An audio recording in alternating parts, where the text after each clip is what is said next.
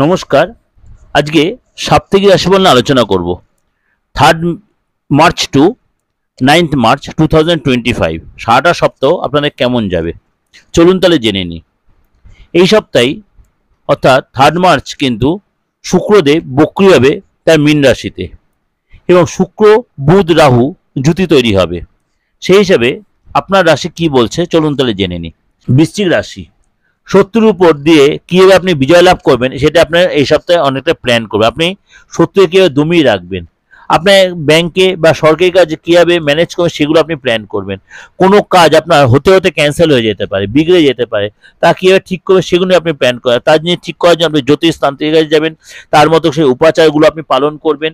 আর্থিক রিলেটেড যে আপনার একটা চেঞ্জ আসবে এবং আপনার হয়তো দেখালো আর্থিক রিলেটেড কোনো পজিটিভ মিটিং আপনি করবেন, হয়তো অর্থ আপনার হাতে না এলো তার জন্য কিন্তু আপনার একটা পজিটিভ রেজাল্ট আপনি পাবেন।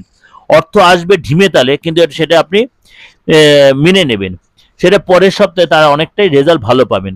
পরিবারে কোনো কিছু রিনোভেশন রিপেয়ার পিছনে খরচ হবে, বা আমার শরীরটা নিয়ে একটু ডিস্টার্ব করে ডাক্তার হসপিটাল যেতে হতে পারে।